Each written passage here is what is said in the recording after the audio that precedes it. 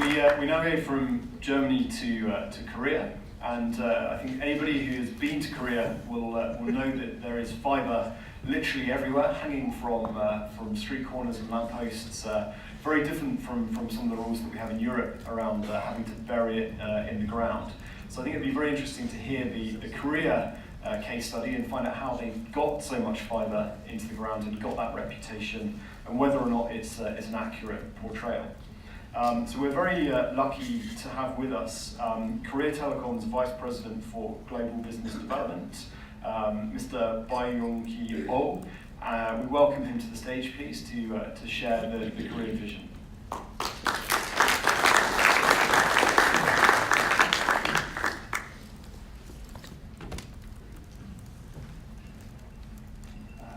Good morning, ladies and gentlemen.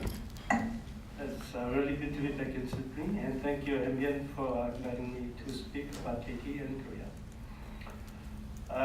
Before I begin my speech on the realization of GIGAtopia, what I can accelerate in the era of Gigabit Era, by the show of hands, could I see how many people are from the media? Okay, what about operators? Okay, manufacturers? Any politicians or regulators? Okay, I think I need to be careful and selective of what I say. Just trying to see. Anyway, actually the previous question was on the 5G, but it itself will take about more than an hour. So I think I will be on the different subject, but I'll mention 10 seconds of 5G on the later slides. And I was more like requested to speak and concentrate on the GIGA Wire. So there are many to say, but my speech will be mostly on the GIGA Wire part, the later part. So okay, there are 5 topics. First, I will briefly touch upon the broadband and what we do in Korea and KT in terms of market development, and also some of the decisions that we had to make, go through the selection of different technologies to provide gigabit internet or broadband speed to the customers, and then mostly on the GIGA Wire, advantages and deployment, and also our future plans. So I guess in 2004, Fortune magazine at the time kind of mentioned that Korea as a broadband wonderland. I don't know if you could read it. It says this little nation could have a giant influence on the digital future at the time. And at the time, I was like 2004, the government, the Korea Ministry of Information and Communications, said by next year, which is 2005, they like to have 50 megabits per second delivered to the customers, and by 2012, 100 megabits per second to the customers. And in the later slides, I will show you how we did it. Actually beat government guidelines. And in 2017, actually, we became number 1 in many places. I guess the Fortune magazine was very correct in terms of predicting. The key is, not only the communication itself. According to the OECD, the value add of ICT is actually number 1. So meaning that IT is a backbone of national competitiveness. It's no longer communication step alone. We can do a lot of things, as Mr. Bruno mentioned in his speech.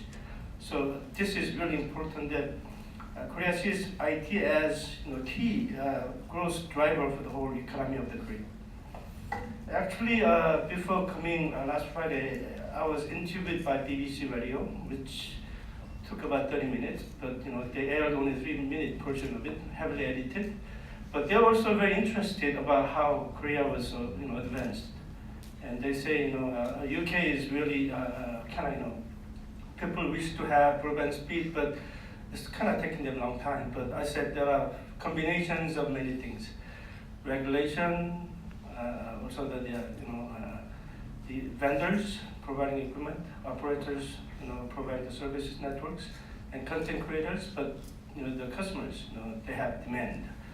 So there's a question: how much investment can we make? And there's also doubt that can we really afford to roll out this? But from our experience, that the demand creates itself. So customers are willing to pay more. Actually, when we provided 50 megabits, then 100 to gigabit, actually the prices will actually increase a bit, but customers actually like to have more speed and more service capabilities, so that their efficiencies, and there are a lot of things they can do more. So I guess we still do not really have good returns on the network itself, but we try to make values through our intelligent networks, which I will talk about it on the next slides. So this is the more like current market status in Korea. Over the times, we have developed about 21 million households covered. That's about nearly 80% of households. We don't actually have 100%. But in terms of population coverage, I think it's pretty much covered with fixed and mobile broadband. And KT has about 41% market share. And in the bottom, it shows the number of gigabit broadband subscribers that we have. So the numbers here is, we have about 3.6 million out of about 8.7 million broadband customers of KT. So about 41% of market share is taken by KT, and about 40% of our subscribers on gigabit speed.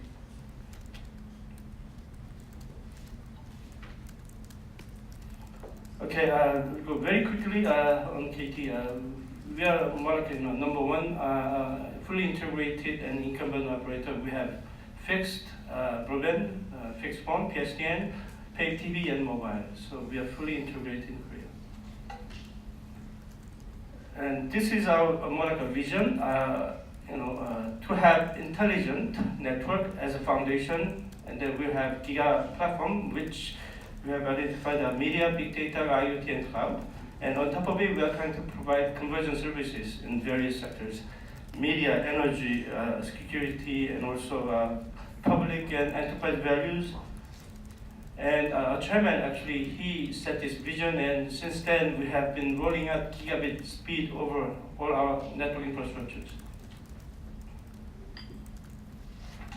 So this slide will be very interesting to show. If you look at it, we have both fixed and mobile network. We have migrated from dial-up age. And the first ADSL in 1999, around 1 megabit, and 2002 VDSL, about 12. And 2004, actually, we stopped providing 50 megabits per second, so beating the government guideline by 1 year. Oops. And in 2006, we stopped providing 100 megabits with fiber to the homes.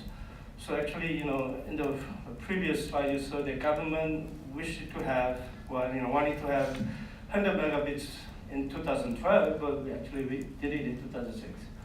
Since then, we've been rolling out fiber to the homes, 1 gigabit speed in 2014. At the same time, over the copper wire, we deployed GIGA Wire technology to produce about 700 megabits per second to the customers. And then we are constantly upgrading. We are trialing FTTH 10 gigabit per second trial, and also GIGA Wire 2.0, which will give about 2 gigabit per second. It will be bidirectional. On the mobile side, actually we are even much faster. We've evolved through all different mobile access technologies, CDMA to wireless CDMA and LTE carrier aggregation. Now we're at the LTE-4 carrier aggregation, and then we also combine LTE with Wi-Fi to produce about 1 gigabit speed. And then again, we are trialing for 2018 Pyeongchang Olympics the 5G technology. For that, we have worked with several vendors to create a 5G special interest group standard, which will be used for our 5G trial. And then by 2019, when the specifications are ready, we will have 5G service. So this is about 5G, but so I can really skip through this.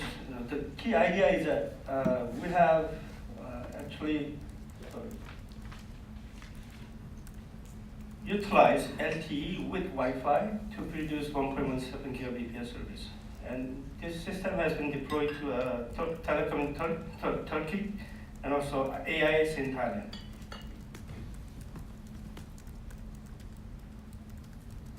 So about delivering the gigabit broadband, many countries has national broadband plan, like in Korea, Europe, Australia, US, Japan. And as the previous speaker mentioned, the government wants to have fiber to the homes as much as possible. But in reality, this is a mixture of different technologies: fiber to the homes, fiber to the building, plus land, and HFC. And still, there are about 6% entire Korea, which is in the case of Korea. But for KT, we have about 10% or 12% of customers on DSL. So it's combining of all carriers, it's about 6%. So what do you do? The first choice is fiber. So we look at, can we run the fiber to the homes? If not, we'll look for the LAN solution. So can we do the LAN? If it cannot, then we look for the copper solution. So can we do the recabling of copper to the fiber? Then we will deploy fiber. But we cannot, then we still need to bring the speed to near gigabit speed. So the technologies we consider is G.fast and home network-based G.hn, and we finally opted for G.hn for various reasons. And so now we provide near gigabit speed service to on a copper-based with the GIGA Wire technology.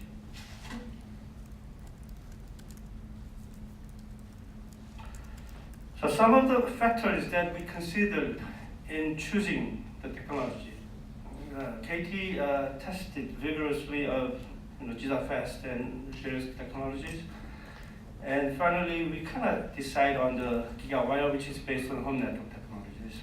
There are mostly two major criteria: one is performance, and other is commercial availability and commercial viability. So in terms of performance, we look at maximum speed and throughput. We also look at the field performance and stability, and also service coverage over distance and coexistence with existing DSL and other carriers. In terms of commercial, we look at the commercial deployment timelines and references. One thing is really time to market, because Korean government and also the customers wanted to have this fast service as soon as possible. Another is supply chain and also standardization in the global deals. And also scalability. Can we scale up as demand increases? And another key factor is a flexible interface and also coexistence with other carriers. Those are key factors. And later, when we first deployed, we only looked at copper, but later we actually saw that this technology could be used to other access mediums like coaxial cable and also power line inside the homes. And this is more like evolution of different technologies we provided: VDSL, VDSL2, and then G.hn, G.hn1, G.hn 2.0. So now, if you look at the advantage of GIGA Wire,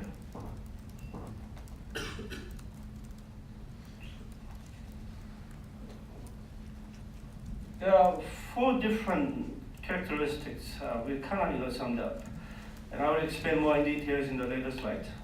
First is, of course, the cost. Can we do it really, cost effectively? We looked at it from the not only CapEx but also OpEx. So we look at the total cost of ownership. Another is installation, quick installation, because some of the places we are not allowed to run the fibers because the building owners do not allow us. And also our customers do not like to have our maintenance people to be in their house very long time. So, we have very short periods that they think is enough to give them more convenience. And another is coexistence with other carriers and other services. This is really, really important that typical housing environment in Korea is multi-dwelling units, like big apartment complexes, and which is shared MDF with other carriers and other services. So we need to have coexistence and also scalability. This technology is relatively new, so we need to scale up as the market grows. So in terms of cost and time, this is actual apartment that we deployed with about 216 households. It was built in 1996. The apartment residents wanted a very fast broadband speed service, but they did not want to have recabling done inside their houses. So we opted to the GIGA Wire, which is based on home networking technology, and we installed from the preparation to field deployment. It took only 4 hours for us to actually deploy. The only thing we did is just bring our network equipment to the local premise into the MDF room, and we installed our backend.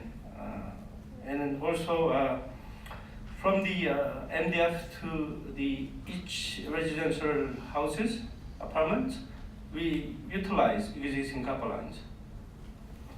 So by doing that, the total cost actually reduced by 50%. In terms of implementation timing, it took us only 4 hours, but as for the fiber, probably the backend installation would be similar, but the wiring takes much longer because they have to rewire the whole apartments with fiber, but we utilize existing copper. And instantly after installation of replacement of VDSL modems with our GIGA Wire modems, the speed upgraded by 12 times. So from VDSL it was average about 67 megabits per second. With GIGA Wire it was more like 150 megabits per second. In terms of coexistence with other technologies, the GIGA Wire operates on a much wider bandwidth and also a much lower transmission power. So it actually was developed from the home networking that it assumes working in the noise environment. So it does not overlap with ADSL. It overlaps with VDSL in some part, but we could notch out those interfering spectrum frequency band and still use upper part, so we could produce still good enough speed to deliver those broadband services. And if you look at the bottom, that's the actual picture from the MDF room in the apartment.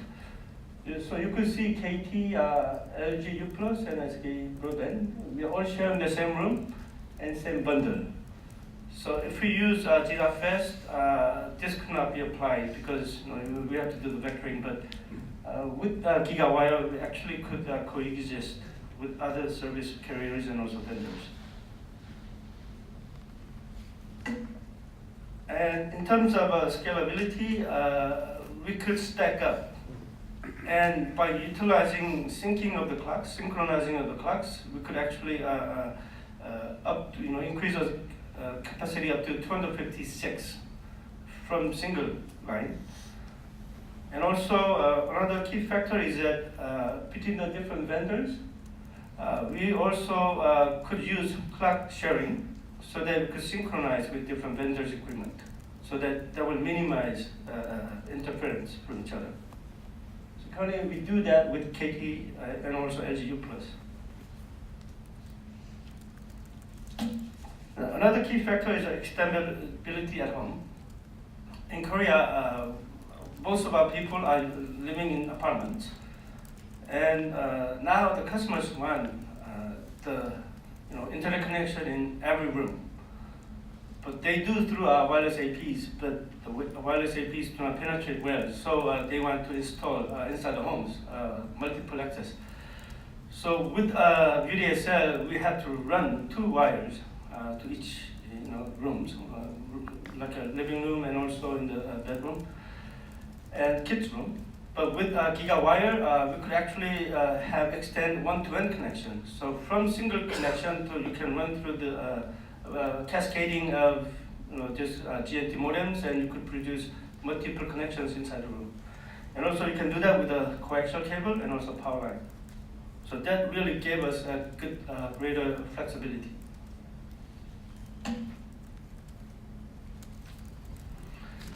Another thing is a crosstalk avoidance and dynamic throughput allocation. By having this technology we developed, we call it vector boost. As an operator, you know the characteristics. People do not use traffic at the same time. So some people watching YouTube recording a higher bandwidth, you can actually direct more bandwidth to the customers, which is already used in mobile technology, but not on the fixed. So actually, we utilize that from the mobile side to the fixed side. So we have a dynamic allocation of bandwidth, so that actually increases the average throughput for the whole customers. Now let's look at the actual field deployment and performances of GIGA Wire. So this is a typical configuration of how GIGA Wire is installed. You run from the central office to the MDF or the GAM, which is the equipment switch. You could use EPON, GPON, or Ethernet, any type of access technology. And from there, you install 24-port GAM for us. And then from there, you use existing copper line and then run the modem at the individual rooms. And you could have multiple play services, broadband, IPTV, PSTN, or also voice over Wi-Fi services. So this is the actual deployment in Korea. So Korea is very small. I think we are about the size of about 1.5% of whole of Australia. So we have a luxury of really good small distance, small area to cover, and most of people are living in apartments. So it's much easier for us to roll out. But still, some areas we need to cover with DSL technologies, and which we have to try to convert it to GIGA Wire. And these are the installations. So currently, we have covered about 10% of DSL customers with GIGA Wire technology. And also that 10% is just about the customers that use DSL from our whole broadband service. And these are the distribution of GIGA Wires of those 10% of GIGA Wire users. As you can see, the heavily populated areas are the ones that we utilize most. And in terms of performance, before and after, you could see immediate improvement by 10% in the most of cases. Sorry.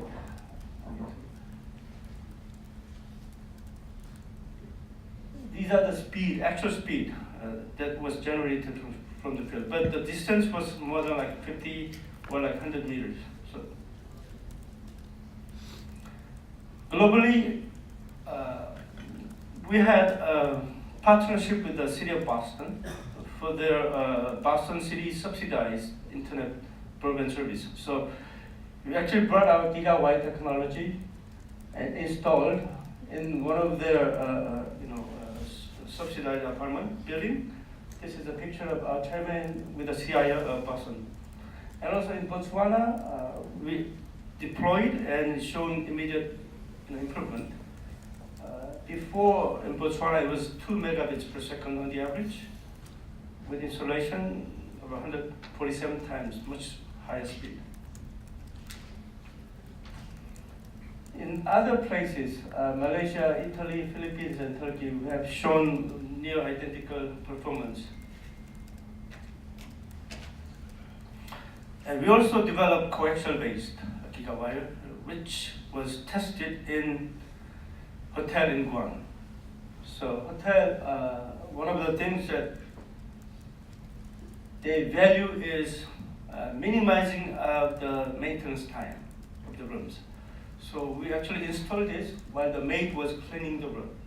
So was as simple. So it took only about 30 minutes from installation to testing and actual operation.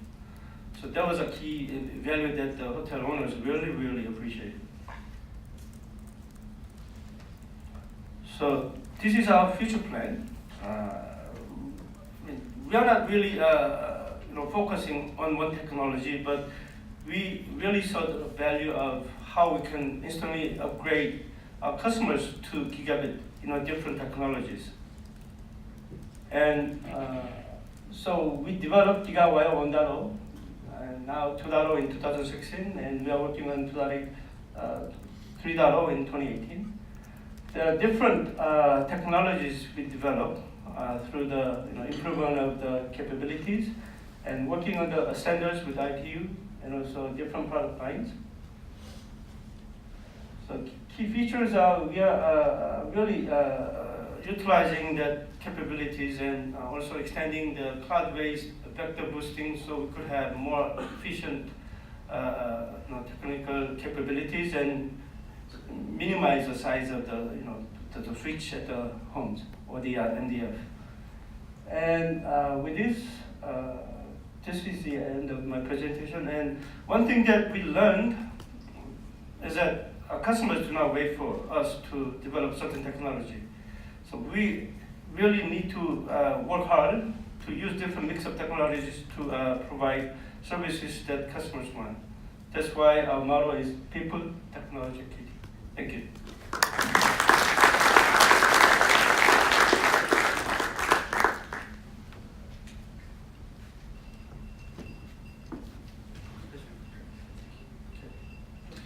Okay, thank you very much, Mr. Oh. We do have one question here, but we are a little bit late for the tea break, so perhaps just one question and then others we can take during the break. Hi, Alex again from ICT Wire. I guess just the obvious question. I mean, I know you're here, I suppose, on behalf of invited by NBN, but has anyone from NBN expressed any interest in using GIGA Wire technology in Australia? I know a lot of buildings could use, GIGA Wire instead of fibre to the basement, and I've never heard of it. Actually,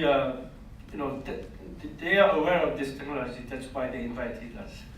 So I guess we will talk with them. Actually, we visited them last year, so we are continuously discussing. Sure. Anything that can speed it up would be good in Australia, because we want things faster. Thank you.